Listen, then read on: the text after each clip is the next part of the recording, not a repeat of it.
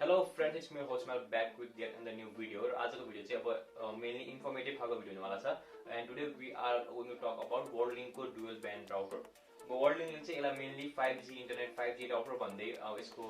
प्रमोसनहरु गरिरहेको छ, तर that is kind of misleading किनभने यो चाहिँ 5G internet भन्दा पनि 5 GHz Wi-Fi band support गर्ने राउटर हो. र मेनली नर्मल हाम्रो पहिला सस्तो खालको चाहिँ हामीले राउटर युज गर्छौं नेपालको कन्टेक्स्टमा मेनली आईएसपीहरुले पनि 2.4 GHz को वाइफाई राउटर चाहिँ प्रोवाइड गर्ने गरेका थिए र अब आएर चाहिँ वर्ल्डलिंक भायानेट र सुबिसु पनि हो सायद यस्तो खालको नेपालको मेजर आईएसपीहरुले चाहिँ 5 GHz सपोर्ट गर्ने डुअल ब्यान्ड वाइफाई राउटर लिएर आएको छन् र अब हजुरले सोच्नु होला अब यो राउटरको एडभान्टेजहरु के छ अनि कस्तो खालको इन्टरनेट प्याकेज भएकोले चाहिँ यो राउटर लिन मिल्छ भनेर चाहिँ सोच्नु भएको छ भने चाहिँ आज चाहिँ हामी वर्ल्डलिंकको कन्टेक्स्टमा यसको कुरा गर्न गइरहेका छौं र मैले यो राउटर युज गरेपछि मेरो एक्सपीरियन्स के थियो भनेर हजुरलाई यो भिडियोमा शेयर गर्न गइरहेको छु so without any further delay let's get start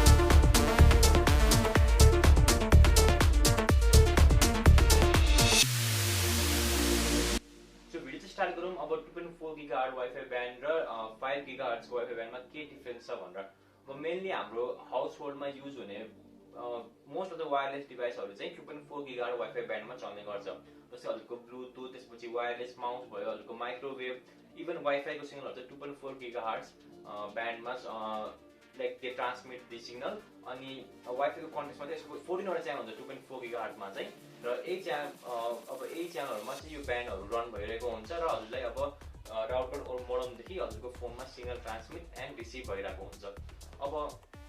2.4 GHz मा चाहिँ के प्रब्लम भयो भनेपछि एकदम यो चाहिँ धेरै डिभाइसहरु युज गर्न थाले अब हजुरको फिटनेस ब्यान्ड छ हजुरसित हजुरको इयरफोन्सहरु छ वायरलेस हजुरको हेडफोन्स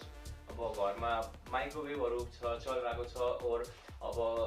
छिमेकहरुमा नि अब वाइफाई कनेक्सन धेरै भइरहेछ त्यो सबै पनि 2.4 GHz मा चल्ला छ भने यो 14 वटा च्यानलमा चाहिँ 2.4 GHz को ब्यान्ड छ त्यहाँ धेरै कन्जक्सन हुन थाल्यो ट्राफिक जस्तै हुन थाल्यो त्यही भएर मेनली एउटा राति भएपछि नेट स्लो हुने एउटा मेन कारण त्यो पनि हो किनभने वरिपरि सबैतिर 2.4 GHz को वाइफाई कनेक्सन छ अब युजरहरु पनि धेरै कनेक्ट हुन्छ साँझको बेलामा त्यसले गर्दा चाहिँ हजुरको वाइफाई को स्पिड और इन्टरनेट स्पिड चाहिँ स्लो हुन थाल्यो ड्यू टु दैट कन्जक्सन र 5 GHz को ब्यान्डले चाहिँ यो कन्जक्सन को इशु चाहिँ सल्भ गर्नको लागि अब नन ओभरल्यापिङ ब्यान्ड र मोर 45 सम्म वटा च्यानलहरु यस्तो खालको टेक्नोलोजीहरु लिएर आयो जसले गर्दा चाहिँ हजुरको इन्टरनेट स्पिड चाहिँ if you are connected to 5 GHz wifi अब 2.4 को तुलनामा फास्ट हुन जान्छ तर 5 GHz वाइफाई ब्यान्डको चाहिँ एकदम एउटा मेजर डिसएडभान्टेज छ यसको वेभलेन्थ सानो भएको कारण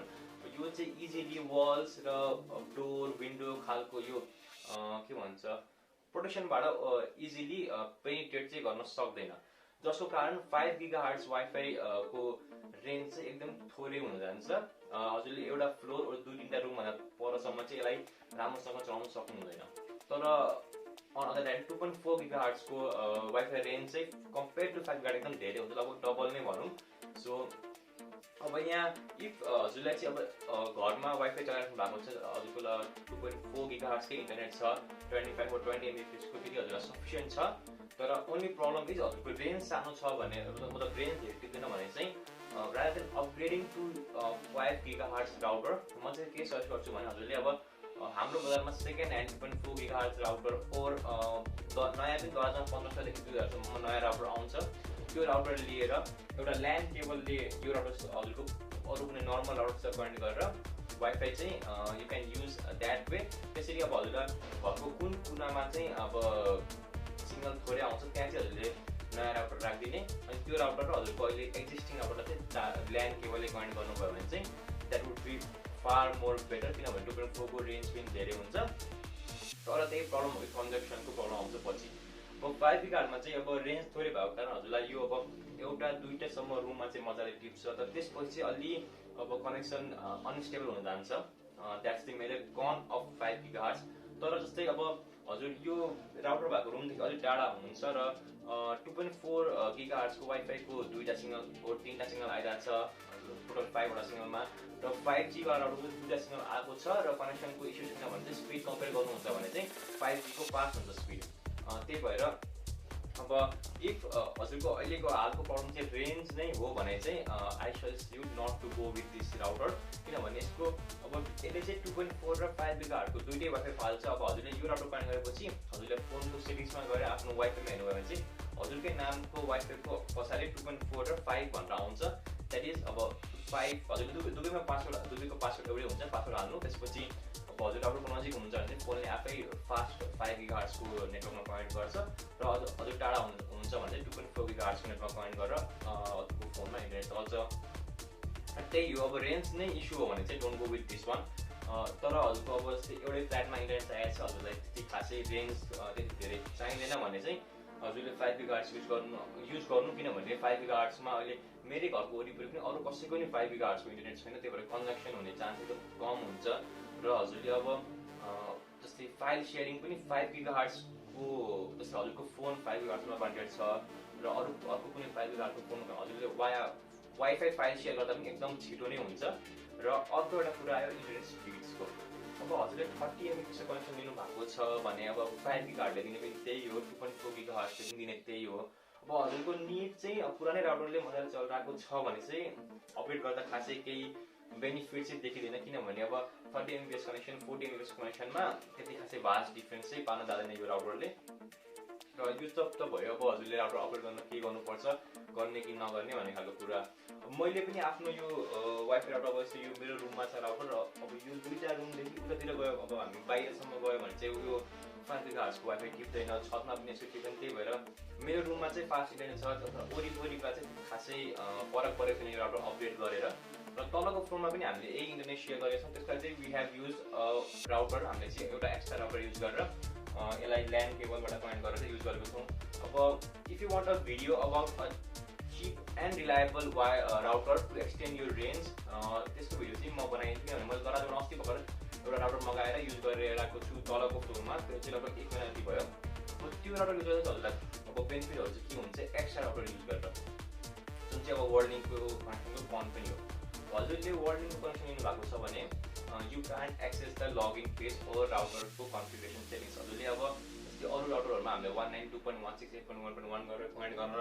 राउटरको सेटिङ्सहरू अरू मिलाउन सक्छौँ। अब वर्ल्डिङको कन्फिगरेसन त्यस्तो हुँदैन, किनभने हजुरले वर्ल्डिङले मोस्ट अफ द फिचरहरू जस्तै वेबसाइट ब्लक गर्ने फिचर, त्यसपछि युजरहरू ब्लक गर्ने फिचर, पासवर्ड चेन्ज अनि SSID चेन्ज, नाम चेन्ज गर्ने खालको फिचरहरू चाहिँ आफ्नो एपमै दिएको हुन्छ। त्यही भएर अब वर्ल्डिङको चाहिँ सेयर्ड आइपी हुने भएको कारण चाहिँ वर्ल्डिङले युजरलाई राउटरको एक्सेस दिँदैन। तर if you are a power user, हजुरले जस्तै अब कस्टम DNSहरू हजुरको युज गर्ने बानी छ, त्यसपछि त्यो घरमा सानोतिनो प्रोजेक्टहरू जस्तै यो रास्पबेरी पाई युज गरेर एउटा आफ्नो NAS और प्राइभेट सर्भर खालको कामहरू गर्न हजुरलाई मनपर्छ भने चाहिँ अब यो राउटरले त्यो एक्सेस दिँदैन। हजुरले अब पोर्ट फरवार्डिङ खालको फिचरहरू चाहिँ यसमा पाउनु हुँदैन। त्यही भएर चाहिँ अब अलिक पावर युजरको लागि चाहिँ अब वर्ल्डिङको कनेक्सन चाहिँ ड्रब्याक हो जस्तो लाग्छ मलाई। आई थिङ्क सुबिसु हो कि भाइनेट यो दुइटैले हो कि दुइटामा एउटाले चाहिँ राउटरको एक्सेस दिन्छ। त्यो भएपछि अब हजुरले लाइक फ्ल्यासिङ कस्टम फर्मवेयर्स, हजुरले यो राउटर पनि सफ्टवेयर हुन्छ, त्यसको सफ्टवेयर चेन्ज गरेर यसको फुल पावरमा चलाउन सक्ने खालको फिचरहरू, त्यसपछि हजुरले आफ्नै मर्जीले यसको DNSहरू चेन्ज गरेर DNS चेन्ज गरेपछि के हुन्छ भने चाहिँ यसलाई अब लेम्यान वर्डमा सम्झाउँदा चाहिँ हजुरले आफ्नो राउटरमै VPN इन्स्टल गरे जस्तो हो। यो चाहिँ जस्तै हजुरले कस्टम DNS हाल्नु, जस्तै गुगलको हुन्छ, क्लाउडफ्लेयरको हुन्छ, यस्तो खालको कस्टम DNS हालेपछि कुनै चाहिँ कस्टम DNS हाल्नु भने अब तपाईँले इन्टरनेट चलाउँदा कहीँ पनि एडहरू आउँदैन, त्यस खालको एड फ्री कस्टम DNSहरू पनि हुन्छ। यो कस्टम DNS युज गर्नु दियो भने चाहिँ it's like using a VPN in यो राउटर। र हजुरको बस हजुरले फोनमा एउटा VPN, ल्यापटपमा एउटा VPN खालको अलग अलग छर्छ चाहिँ गर्नु पर्दैन, त्यो राउटरबाटै VPN कस्टम DNS लगाएर युज गर्दा चाहिँ अब बेनिफिटहरू हुन्छ। त्यस्तो खालको चिज चाहिँ अब वर्ल्डिङको राउटरबाट हामीले पाइँदैन। अझै एउटा प्लस पोइन्ट यसमा USB पोर्ट छ यो नयाँ राउटरमा, र वर्ल्डिङको पहिलाको हुवाईको राउटरमा नि USB पोर्ट हुन्थ्यो, but they don't allowed you. अब हजुरले चाहिँ यो USB पोर्ट युज गर्नु मिल्दैन। अब USB पोर्ट युज गर्नु दिएको भए के हुन्थ्यो भनेपछि इफ हजुरले सानो FTP सर्भर खालको चलाउनु पाउनुभयो भने चाहिँ अब हजुरले एउटा हार्ड डिस्क और पेन ड्राइभ यहाँ कनेक्ट गर्ने, त्यसपछि त्यो घरभरि जहाँसम्म वाइफाई छ हजुरले त्यो हार्ड डिस्कमा भएको फाइलहरू त्यो इन्टरनेटभरि एक्सेस गर्न पाउनुहुन्थ्यो, और वर्ल्डमा कतैबाट पनि त्यो फाइलहरू हजुरले एक्सेस गर्न पाउनुहुन्थ्यो। अब हजुरको फोनमा चाहिँ हजुरको फोनको मेमोरी फुल भयो and you want to back up something, अब यसमा हजुरले हार्ड डिस्क जोड्नु भएको छ भने डाइरेक्टली वाइफाईबाट नै हजुरले आफ्नो फोनको फाइलहरू यो हार्ड डिस्कमा ब्याकअप गरेर राख्न सक्नुहुन्छ। त्यस्तो खालको फिचरहरू चाहिँ हजुरले अब यो युएसबी एक्सेस गर्न पाएको भए चाहिँ पाउनुहुन्थ्यो, तर युएसबी एक्सेस गर्न पाइँदैन। सो द्याट वाज अल होइन मेरो एक्सपिरियन्समा ठिकै लाग्यो। अब मेरो रुमसम्म त 5 गिगाहर्ज चल्छ, राम्रै हुन्छ, 15 छैन। अब त्यो अब अझै एउटा कुरा है, हजुर 5G यो 5 गिगाहर्जको राउटर किन सोच्दै हुनुहुन्छ भने चाहिँ हजुरको फोन, ल्यापटप र हजुरको घरमा स्मार्ट टिभी छ, स्मार्ट टिभी बक्सहरू छ, यस्तो बक्सहरूले चाहिँ 5 गिगाहर्जको इन्टरनेट सपोर्ट गरेको हुनुपर्छ है। जस्तै अब सस्तो अब लाइक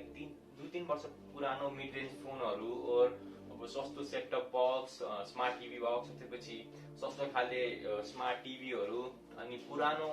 ल्यापटपहरूमा चाहिँ डुअल ब्यान्ड राउटरको सपोर्ट और वाइफाईको सपोर्ट हुँदैन। हजुरले gsmarena.com मा गएर आफ्नो फोनको लागि चाहिँ आफ्नो फोनको त्यहाँ आफ्नो फोनको बारेमा सर्च गर्ने अनि त्यहाँ तल गएर स्पेसिफिकमा वाइफाईको स्पेसिफिकमा त्यहाँ एसी वाइफाईमा एसी सपोर्ट गर्छ कि गर्दैन भन्ने चाहिँ हजुरले चेक गर्नु हुन्छ। इफ सपोर्ट गर्छ भने चाहिँ हजुरको फोनले डुअल ब्यान्ड सपोर्ट गर्छ, नत्र गर्दैन। So that is all about my experience. And currently अब इफ हजुर अब नर्मल हाउस होल्डमा चाहिँ 5G मा कन्भर्ट गरिहालौँ कि भन्ने सोच्छ भने त्यति खासै भास्ट डिफ्रेन्सेस छैन। अब स्लो 30 Mbps 25 Mbps खालको इन्टरनेटमा चाहिँ, त्यही भएर रेन्ज मेन प्रब्लम हो भने चाहिँ बरु एउटा एक्स्ट्रा राउटर किनेर डाटा ल्यान्ड केबलबाट रेन्ज एक्सटेन्ड गर्नु। र अब मैले चाहिँ ठाउँमा के देखेँ भने लाइक जब यो 5G राउटरको प्रमोसन भइरहेको थियो भारत टिमतिर, त्यहाँ चाहिँ अब युजरहरूले मेरो रेन्ज पुग्दैन राम्ररी यता भन्दा चाहिँ वर्ल्डिङको अब चाहिँ रिप्रेजेन्टेटिभहरू चाहिँ यो नयाँ राउटर लगाउनु र हजुरको रेन्ज अब एकदम राम्रो आउँछ, त्यस्तो कुरा चाहिँ होइन। अब रेन्ज चाहिँ यसले यसमा खासै 2.4 गिगाहर्जको नेटवर्कमा नि रेन्जमा खासै इम्प्रुभमेन्ट हुँदैन। Range if range is the main problem, don't go with this one, buy a extra router and use it as a repeater or दुई फोनमा युज गर्नु, that's all. So thanks for watching this video. र मैले चाहिँ अब अलि एक हप्ता जति भइसक्यो मैले वर्ल्डिङको नेट टिभी युज गर्न थालेको। यो चाहिँ हजुरले 30 Mbps कनेक्सनदेखि चाहिँ एउटा नेट टिभी बक्स फ्रीमा पाउनुहुन्छ। If you 40 Mbps connection you get दुईवटा एन्ड 60 3टासम्म नेट टिभी हजुरले फ्रीमा, फ्री मतलब हजुरले अब बक्सको चाहिँ पे गर्नुपर्छ, तर यसको केबलको जुन त्यसमा च्यानलहरू आउँछ त्यसको चार्जहरू चाहिँ हजुरको इन्टरनेटमै पहिलेदेखि इन्क्लुड गरेको हुन्छ। So you do not have to pay for that. र यो चाहिँ एउटा एन्ड्रोइड सपोर्टेड टिभी बक्स रहेछ र मैले चाहिँ यसमा केही इन्ट्रेस्टिङ फिचरहरू थाहा पाएको छु। Like you have root access, हजुरले एडिबी कमान्ड्सहरू दिन एकदम अब नेपाल मैले युट्युबमा सर्च गर्दा यस्तो खालको भिडियोहरू नेपालीमा यसको बारेमा भेटेको थिएन। So that is going to be interesting video. त्यो हेर्ने मन छ भने सब्सक्राइब गरेर राख्नु। And for this video that's all. I will see you on next video.